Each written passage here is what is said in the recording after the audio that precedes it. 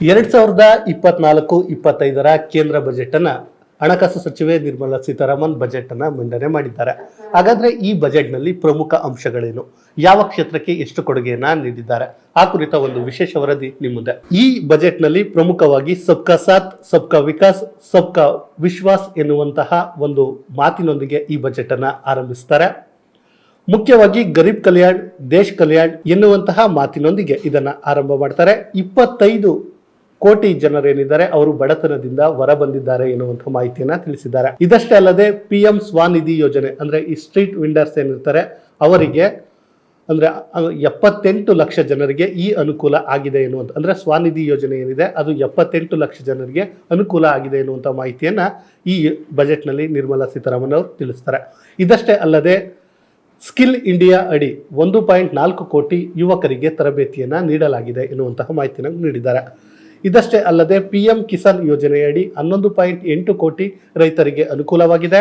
ಫಸಲ್ ಬಿಮಾ ಯೋಜನೆ ಏನಿದೆ 4 ಕೋಟಿ ಜನರಿಗೆ ಅನುಕೂಲವನ್ನ ನೀಡಿದೆ. ಈ ನಾಮ್ ಅಡಿಯಲ್ಲಿ 1361 ಮಂಡಿಗಳನ್ನ ಸ್ಥಾಪನೆ ಮಾಡಲಾಗ್ತಿದೆ. ಅದಷ್ಟೇ ಅಲ್ಲದೆ ಇದಕ್ಕಾಗಿ 3 ಲಕ್ಷ ಕೋಟಿಯನ್ನ ಸಹಾಯವಾಗಿ ನೀಡಲಾಗುವುದು ಎನ್ನುವಂತಹ ಮಾಹಿತಿಯನ್ನು ಕೂಡ ನೀಡಿದ್ದಾರೆ. ಇನ್ನು ಮುದ್ರಾ ಯೋಜನೆ ಏನಿದೆ ಈ ಮುದ್ರಾ ಯೋಜನೆಯಡಿ 30 ಕೋಟಿ ಮಹಿಳೆಯರಿಗೆ ಸಹಾಯವನ್ನ ಮಾಡಲಾಗಿದೆ. ಇನ್ನು ಉನ್ನತ ಶಿಕ್ಷಣಕ್ಕೆ ಏನಿದೆ ಅಂದ್ರೆ ಮಹಿಳಾ ವಿಭಾಗದಲ್ಲಿ ಬಂದ್ರೆ ಉನ್ನತ ಶಿಕ್ಷಣಕ್ಕೆ ಇತ್ತೀಚಿನ ದಿನಗಳಲ್ಲಿ ಮಹಿಳೆಯರು 28% ಒಳಗೊಳ್ಳುವಿಕೆ ಹೆಚ್ಚಾಗಿದೆ ಎನ್ನುವಂತ ಮಾತನ್ನ ಹೇಳಿದ್ದಾರೆ. 1 ಕೋಟಿ ಮಹಿಳೆಯರಿಗೆ 83 ಲಕ್ಷ ಸ್ವಸಹಾಯ ಏನು ಸಂಘ ಇದೆ ಅದರ ಮೂಲಕ ಅನುಕೂಲವನ್ನ ಮಾಡಿಕೊಡಲಾಗಿದೆ ಎನ್ನುವಂತ ಮಾಹಿತಿಯನ್ನು ಕೂಡ ನೀಡಿದ್ದಾರೆ. ಇನ್ನು ಆರೋಗ್ಯದ ವಿಚಾರಕ್ಕೆ ಬಂದ್ರೆ 9 ರಿಂದ 14 ವರ್ಷದ ಬಾಲಕಿಯರಿಗೆ ಸರ್ವೈಕಲ್ ಕ್ಯಾನ್ಸರ್ ಏನಿದೆ ಅದಕ್ಕೆ ಲಸಿಕೆಯನ್ನ ನೀಡುವುದಾಗಿ ಹೇಳಿದ್ದಾರೆ. ಇದಷ್ಟೇ ಅಲ್ಲದೆ ಆಶಾ ಕಾರ್ಯಕರ್ತರು, ಅಂಗನವಾಡಿ ಸಹಾಯಕಿಯರು ಏನಿರ್ತಾರೆ ಅವರನ್ನು ಕೂಡ ಆಯುಷ್ಮಾನ್ ಭವ ಏನಿದೆ ಸ್ಕೀಮ್ ಅಡಿಯಲ್ಲಿ ಅವರನ್ನು ತರಲಾಗುತ್ತೆ ಎನ್ನುವಂತ ಮಾತನ್ನ ಹೇಳಲಾಗಿದೆ. ಇದಷ್ಟೇ ಅಲ್ಲದೆ ಮುಂದಿನ 5 ವರ್ಷದಲ್ಲಿ 3 ಕೋಟಿ ಮನೆಗಳ ನಿರ್ಮಾಣಕ್ಕೆ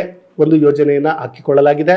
ಪ್ರವಾಸೋದ್ಯಮ ಏನಿದೆ ಈ ಪ್ರವಾಸೋದ್ಯಮಕ್ಕೆ ಬಡ್ಡಿ ರಹಿತ ಸಾಲವನ್ನ ನೀಡುವುದಾಗಿ ಘೋಷಣೆ ಮಾಡಿದ್ದಾರೆ. ಅದರಲ್ಲೂ ವಿಶೇಷವಾಗಿ ಈ ಲಕ್ಷದ್ವೀಪಕ್ಕೆ ಹೆಚ್ಚಿನ ಆದ್ಯತೆಯನ್ನ ನೀಡಲಾಗ್ತಿದೆ. ನಿಮ್ಮೆಲ್ಲರಿಗೂ ಗೊತ್ತಿದೆ ಲಕ್ಷದ್ವೀಪದಲ್ಲಿ ಏನೆಲ್ಲ ಬೆಳವಣಿಗೆಗಳಾದವು ಎನ್ನುವಂತಹದ್ದು. ಇದಷ್ಟೇ ಅಲ್ಲದೆ ಮತ್ಸ್ಯ ಸಂಪದ ಯೋಜನೆಯ ಅಡಿ 55 ಲಕ್ಷ ಉದ್ಯೋಗಗಳನ್ನ ಸೃಷ್ಟಿ ಮಾಡಲಾಗಿದೆ ಎನ್ನುವಂತ ಮಾತನ್ನು ಕೂಡ ಅವರು ಹೇಳಿದ್ದಾರೆ. ಇನ್ನು ನಿಮ್ಮೆಲ್ಲರಿಗೂ ಗೊತ್ತಿರುವಂತೆ ಈ ಬಜೆಟ್ ಏನಿದೆ ಈ ಬಜೆಟ್ ಮೊದಲ ಒಂದು ಬಜೆಟ್ ಯಾವುದಕ್ಕೆ ಅಂದ್ರೆ ಈ ಹೊಸ ಸಂಸತ್ ಏನಿದೆ ಈ ಹೊಸ ಸಂಸತ್ನಲ್ಲಿ ಇದು ಚೊಚ್ಚಲ ಬಜೆಟ್ ಆಗಿತ್ತು. ಅದೇ ಕಾರಣದಿಂದ ಇದು ವಿಶೇಷವಾಗಿತ್ತು. ಇನ್ನು 2021ರಲ್ಲಿ ಮೊದಲ ಬಾರಿಗೆ ಈ ಕಾಗದ ರಹಿತ ಒಂದು ಬಜೆಟ್ ಅನ್ನ ಮಂಡನೆ ಮಾಡುವಂತ ಕೆಲಸವನ್ನ ನಿರ್ಮಲಾ ಸೀತಾರಾಮನ್ ಅವರು ಮಾಡಿದ್ರು. ಇಂದಿರಾ ಗಾಂಧಿಯ ನಂತರ ಆರ್ಥಿಕ ಸಚಿವರಾಗಿ ಬಜೆಟ್ ಮಂಡನೆ ಮಾಡಿದವರಲ್ಲಿ ಇವರು 2ನೇಯವರಾಗ್ತಾರೆ. ಇನ್ನು ಬಜೆಟ್ ನಲ್ಲಿ ಅತಿ ಮುಖ್ಯವಾಗುವಂತಹ ವಿಚಾರ ಏನಪ್ಪಾ ಅಂದ್ರೆ ಎಲ್ಲಿಂದ ಹಣ ಬಂತು, ಎಲ್ಲಿಗೆ ಎಷ್ಟು % ಹಣ ಹೋಯ್ತು ಎನ್ನುವಂಥದ್ದು ಅತಿ ಮುಖ್ಯವಾಗುತ್ತೆ. ಆ ಬಗ್ಗೆ ನೋಡೋದಾದ್ರೆ ನಮ್ಮ ಬಜೆಟ್ ಅಲ್ಲಿ ಹೇಳಿರುವಂತೆ ನಮಗೆ ಹೆಚ್ಚು ಅಂದ್ರೆ 28% ಈ ಸಾಲಗಳ ಮೂಲಕ ನಮಗೆ ಆದಾಯ ಮೂಲವಾಗಿದೆ. ಇನ್ನು ನಾನ್ ಟ್ಯಾಕ್ಸ್ ರೆಸಿಪ್ಟ್ಸ್ ಏನಿದೆ ಅದರಲ್ಲಿ 7%, ಇನ್ನು GST ಮೂಲಕ 18% ಬರುತ್ತೆ. ಕಾರ್ಪೊರೇಟ್ ಟ್ಯಾಕ್ಸ್ ಏನಿದೆ ಅದರಲ್ಲಿ 17% ಬರುತ್ತೆ. ಯೂನಿಯನ್ ಅಬಕಾರಿ ಡ್ಯೂಟೀಸ್ ಏನಿದೆ ಅದರಿಂದ 5% ಬರುತ್ತೆ. ಇನ್ಕಮ್ ಟ್ಯಾಕ್ಸ್ ಇಂದ 19% ಬರುತ್ತೆ. ಇನ್ನು ಈ ನಮ್ಮ ಹಣ ಏನಿದೆ ಅಂದ್ರೆ ನಮ್ಮ ಬಜೆಟ್ ನ ಹಣ ಯಾವ್ದಾವ್ದಕ್ಕೆ ಎಷ್ಟೆಷ್ಟು ಹೋಗುತ್ತೆ ಅಂತ ನೋಡೋದಾದ್ರೆ ಈ ಸಾಲದ ಮೇಲಿನ ಬಡ್ಡಿ ಏನಿರುತ್ತೆ ಅದಕ್ಕೆ 20% ಹೋಗುತ್ತೆ. ಇನ್ನು ಕೇಂದ್ರ ಪ್ರಾಯೋಜಿತ ಏನ್ ಸ್ಕೀಮ್ಗಳಿದೆ ಅದಕ್ಕೆ 8% ಹೋಗುತ್ತೆ. ಸಬ್ಸಿಡಿಗೆ 6% ಹೋಗುತ್ತೆ. ಡಿಫೆನ್ಸ್ಗೆ 8% ಹೋಗುತ್ತೆ. ಇನ್ನು ಸೆಂಟ್ರಲ್ ಸೆಕ್ಟರ್ ಸ್ಕೀಮ್ಸ್ ಏನಿದೆ ಅದಕ್ಕೆ 16% ಹೋಗುತ್ತೆ. Finance commissions and other transfers ಏನಿದೆ ಅದಕ್ಕೆ 8% ಹೋಗುತ್ತೆ. ಸ್ಟೇಟ್ ಶೇರ್ ಅಂದ್ರೆ ರಾಜ್ಯಗಳಿಗೆ ನೀಡುವಂತಹ ಏನು ಹಣಕಾಸಿನ ಸೌಲಭ್ಯ ಇದೆ ಅದಕ್ಕೆ 20% ಹೋಗುತ್ತೆ. ಹೀಗೆ ಪೆನ್ಷನ್ಗೆ 4% ಈ ರೀತಿಯಾಗಿ ಹೋಗುತ್ತೆ. ಇನ್ನು ನಾವು ಮುಖ್ಯವಾಗಿ ತೆಗೆದುಕೊಳ್ಳೋದಾದ್ರೆ ಯಾವ್ಯಾವ ಇಲಾಖೆಗೆ ಎಷ್ಟೆಷ್ಟು ಅಂದ್ರೆ ಹಣವನ್ನ ಮೀಸಲಿಡಲಾಗಿದೆ ಅಂತ ನೋಡೋದಾದ್ರೆ ಈ ರಕ್ಷಣಾ ಇಲಾಖೆಗೆ 6.2 ಲಕ್ಷ ಕೋಟಿಯನ್ನ ಮೀಸಲಿಡಲಾಗಿದೆ.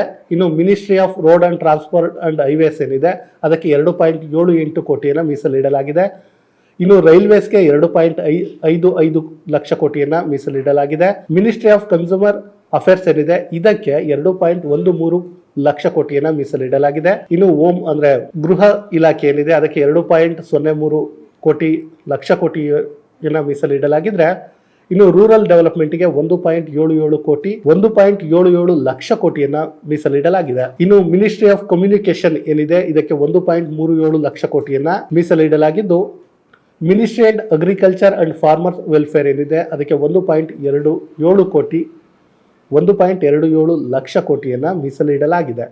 ಒಟ್ಟಾರೆ ಈ ಬಾರಿಯೂ ಕೂಡ ಈ ರಕ್ಷಣಾ ಇಲಾಖೆ ಏನಿದೆ ಅದಕ್ಕೆ ಹೆಚ್ಚು ಪರ್ಸೆಂಟ್ ಅನ್ನ ಮೀಸಲಿಡಲಾಗಿದೆ. ಅದಕ್ಕೆ 6.2 ಲಕ್ಷ ಕೋಟಿಯನ್ನ ಮೀಸಲಿಡಲಾಗಿದೆ.